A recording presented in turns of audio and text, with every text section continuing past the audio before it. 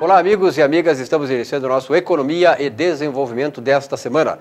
Lembrando que o programa vai ao ar aqui pela TV Urbana, canais 55 da TV Aberta e 11 da NET, 22 horas, todos os domingos. E temos mais duas edições na semana, que é na Poa TV, canal 6, segunda-feira, às 20 horas e 30 minutos, e lá na Poa TV, canal 6, também uma reprise no domingo, 8 horas e 30 minutos de todas as manhãs. Vamos então agora de imediato ao nosso espaço de opinião.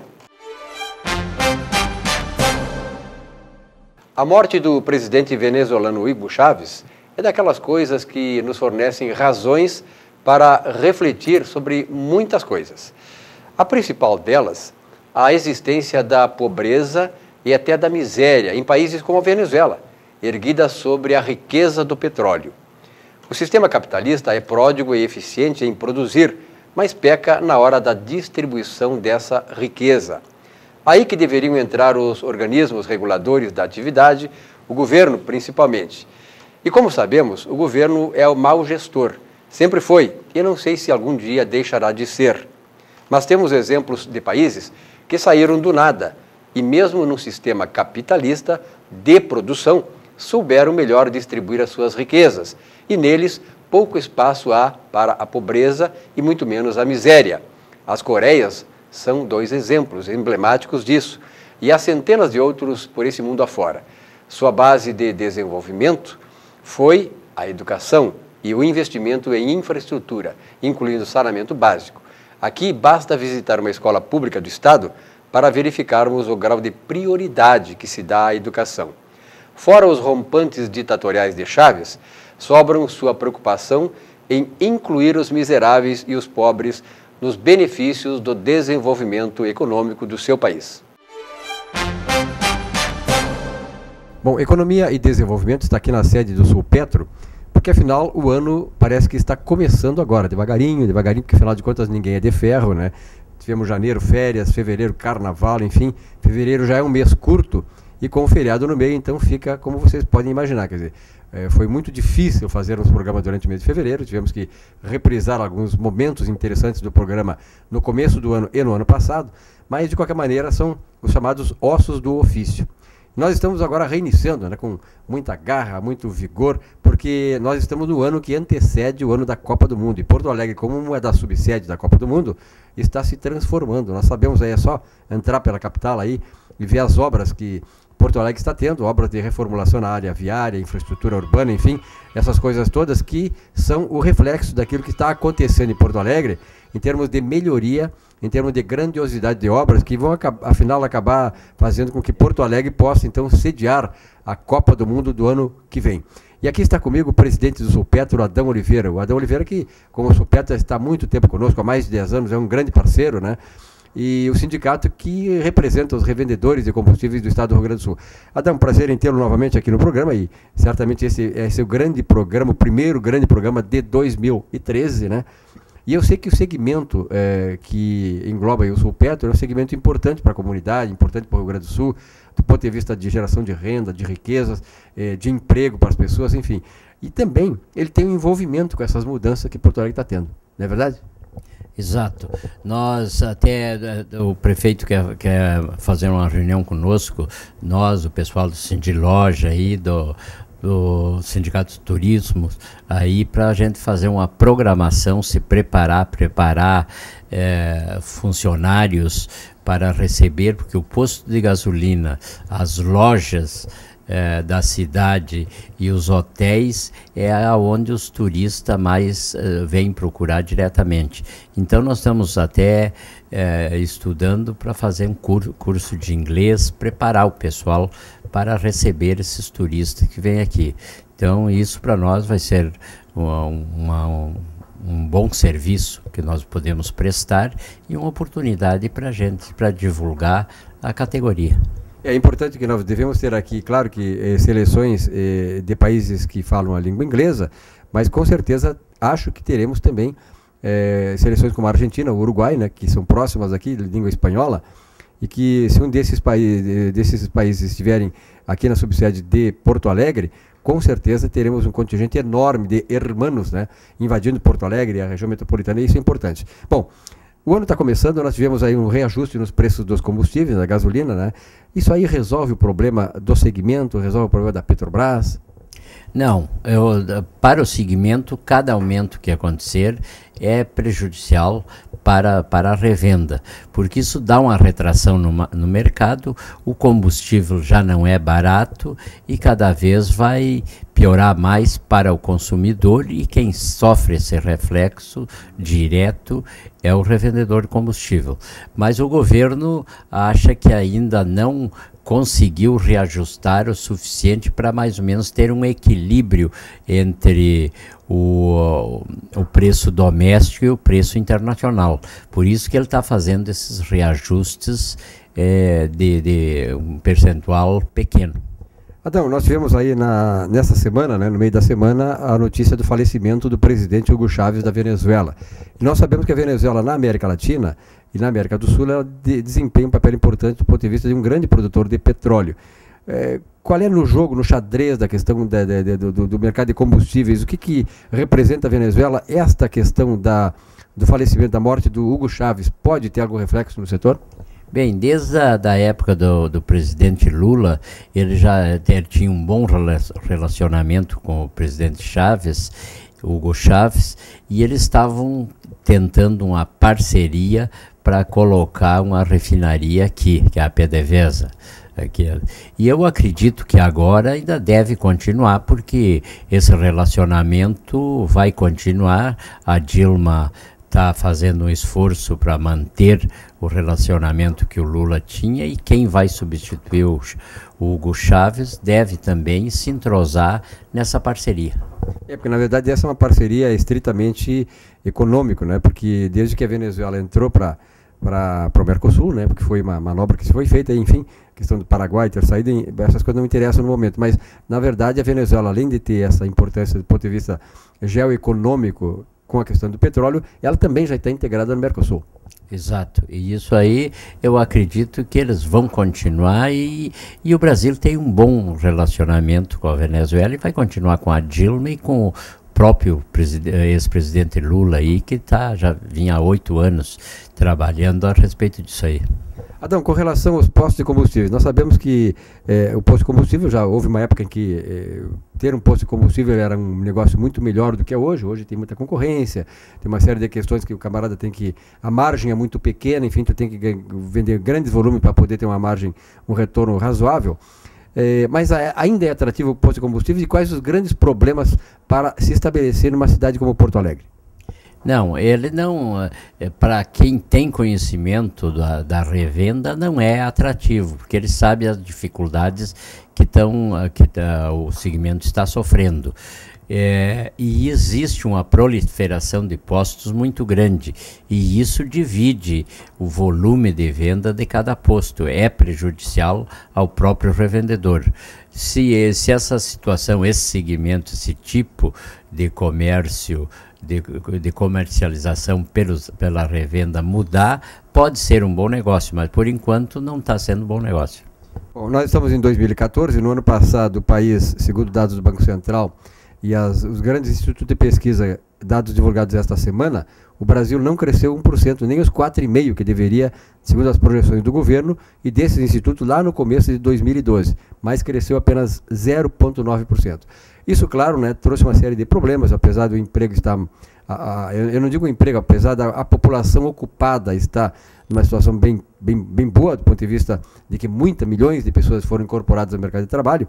Mas este ano, qual é a expectativa de vocês do ponto de vista desse crescimento da economia? Fala-se em 3,5%, vocês trabalham com que número? Há uma expectativa de que venhamos a crescer bem mais esse ano? Eu acho que tanto o governo estadual como o governo federal trabalharam 2 anos com planejamento e deixando as gorduras para aplicar nesses 2 últimos anos por causa das eleições de 2014. Então, há uma perspectiva de melhora no mercado. Adão, muito obrigado pela tua presença aqui no programa. Esse ano, claro que está começando, mas o Sulpetro mantém aquelas datas. No segundo semestre tem um grande evento lá em Gramado, né? esse ano é setembro ainda. É o Congresso Nacional dos Revendedores de Combustíveis e do Mercosul, que inicia em 26 de setembro, de 26 a 29 de setembro. E o de confraternização, que nós fizemos anualmente lá na Montana Grill, já está mais ou menos programado para o dia 2 de dezembro. Um grande abraço, Adão, e um bom ano para vocês e para nós também, né? Da mesma forma. Muito obrigado ao presidente do Sulpetro, Adão Oliveira, que nos falou aí sobre a questão de petróleo. Nós vamos seguir aqui no nosso estúdio conversando também sobre essa questão e que diz respeito mais especificamente à atividade que aconteceu essa semana, sobre os royalties do petróleo a serem divididos por todos os estados brasileiros e não apenas ficar restrito aos estados produtores. Luiz Costa, prazer em tê-lo aqui no programa. Carlos Roberto Manzoli Rico. Satisfação, Silvio Lopes. Pois é, legal. Há 20 anos, a Sulgás distribui e comercializa o gás natural, uma alternativa energética mais econômica, mais sustentável, mais prática e seguro. E a celulose rio-grandense, há 40 anos contribuindo para o crescimento do estado do Rio Grande do Sul. Luiz Costa, na verdade, né, essa foi uma decisão importante que mexeu com todo o país, né, a distribuição dos royalties. Mexeu. A coisa não está definida ainda, mas enfim, a decisão foi essa semana. Praticamente foi sacramentada essa semana, com uma divisão igualitária entre todos os estados, na consideração de que o petróleo ele é um bem nacional, é um bem da nação, é um bem do povo, e o seu risco, o royalty, na verdade, é um risco, é uma compensação por eventuais danos ou prejuízos que possa ocasionar a sua exploração, e me parece justo que ela seja distribuída entre todos os estados. Podemos trabalhar talvez muito melhor a educação, como bem falaste no espaço de opinião. Educação precisa de dinheiro, então temos uma distribuição melhor. Um ponto importante disso, sobre o aspecto orçamentário, Luiz e Silvio e amigos, é que essa distribuição ela vai proporcional aos estados, né? Mas que o estado é responsável pelo ensino médio e o ensino fundamental ele tem as prefeituras, as prefeituras têm uma atividade muito forte também. Eu acho que essa capilaridade aí desses recursos, se forem bem geridos e não houver má gestão, como falavas há pouco, Silvio, no espaço de opinião, os nossos governos são campeões em gerir mal recursos, né? Eu acho que isso aí vai trazer um bem significativo que a nação tanto precisa. Sem dúvida, Rico. Agora, há de se considerar também que com o pré-sal, com a exploração do pré-sal, o pré-sal nesse momento ele está sendo descoberto. Uma reserva precisa ser localizada, uma jazida, a reserva ali, o reservatório de petróleo, ele precisa ser descoberto, precisa ser localizado, ele precisa ser medido, e isso leva alguns anos, muito investimento em alguns anos. Então, o pré-sal vai começar a gerar riqueza de fato daqui para frente. Daqui 2 ou 3 anos, efetivamente, nós vamos sentir o peso da riqueza gerada. E, efetivamente, é uma riqueza para o país, não só na questão do domínio ou da existência da energia disponível internamente. O país precisa de combustíveis das suas mais diversas formas para gerar outros tipos de riqueza, como torna o próprio Brasil um país mais influente no cenário nacional por ser o dono dessa mina. No século passado, lá, se não me engano, em 1950, por aí, né, se teve aquela campanha nacional chamada O Petróleo é Nosso. Por isso, aí se vê, né, que a riqueza do subsolo brasileiro é de todos os brasileiros. Frase de Monteiro Lobato. Essa foi, exatamente, essa foi, digamos assim, esse foi o grande mote dos atuais estados não produtores, para dizer que também eles têm o direito, né, de essa riqueza. Agora, eu acho que a grande questão é a seguinte: os estados produtores, eles não teriam um pouquinho a mais de direito em função de que tá certo, a riqueza está no solo deles. E eles têm também problemas, porque a exploração de petróleo traz problemas ao meio ambiente, enfim. Silvio tem razão, mas só uma pequena... Antes disso, em 1938, Getúlio Vargas já colocou a questão do petróleo como utilidade pública. Já é bem anterior. A questão que tu colocaste, efetivamente existe um risco maior para os estados produtores, principalmente o nosso petróleo é no mar, a exploração, e sim, os países, Os estados que são produtores, que estão mais próximos a essas são 3 linhas, estados? É o Rio, Espírito Santo e São Paulo.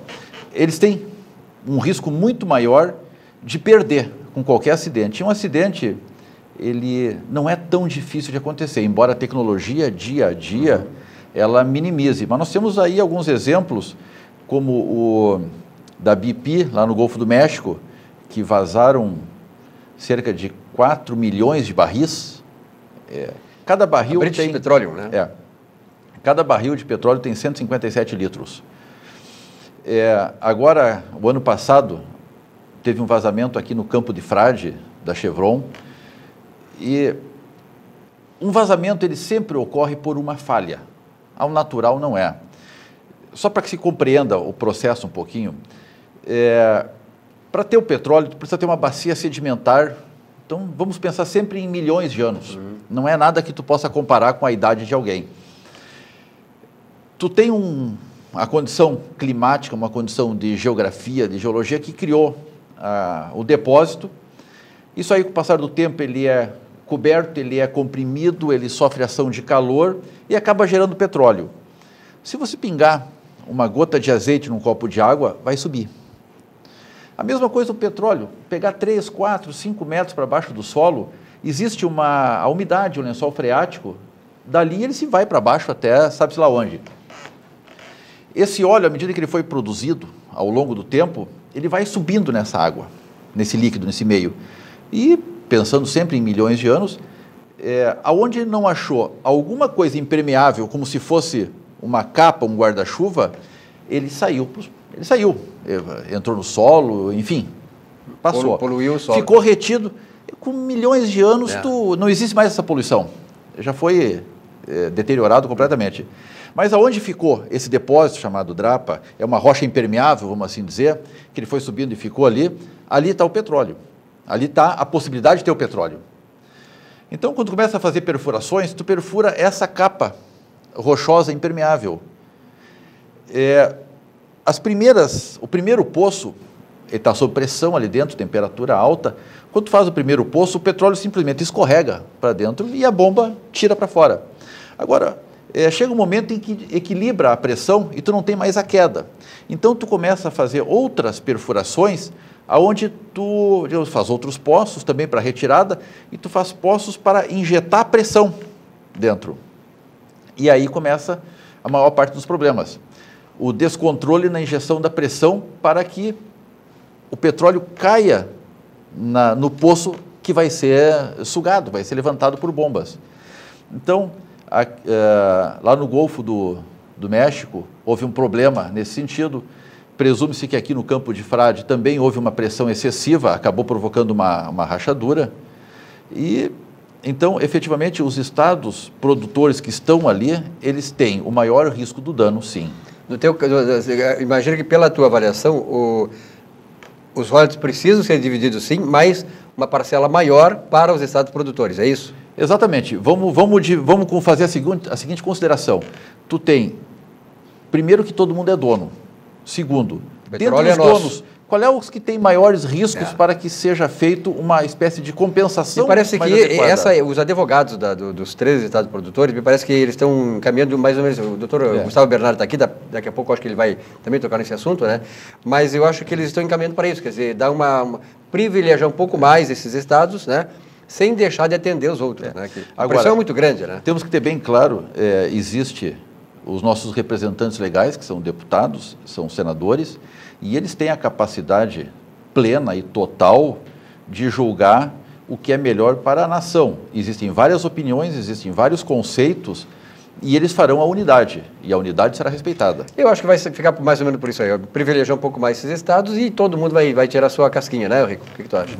Uma bela fatia. Uma bela casquinha, Uma bela fatia, porque a distribuição desse dinheiro realmente vai trazer uma capilaridade aos nossos municípios. Agora, a questão toda... Para atender essas questões todas de nós realmente mudarmos a base do país em termos do conhecimento, da educação.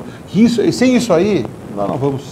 Esses estados, principalmente o Rio e Espírito Santo, estão com dificuldades em justificar esse valor, né? por causa da questão da educação, a questão da infraestrutura, que ainda deixa muito a desejar nesses dois estados. Tem uma outra consideração que se é obrigado a fazer. Esses estados que até hoje recebem esse royalty, eles vão ter alguma perda, efetivamente. E vai ser uma perda um pouco abrupta. Eu não sei o que vai gerar de prejuízo isso à população, porque a economia, enfim, está tudo alicerçado em cima dessa receita do Estado também. Despesas comprometidas com isso. Comprometidas. Então, não é uma coisa que possa ser feita de um instante para o outro. Tá certo. Luiz, obrigado pela tua presença aqui. Obrigado, Silvio. Nós vamos fazer um rápido intervalo, voltamos em seguidinho aqui com o nosso Economia e Desenvolvimento. Até já.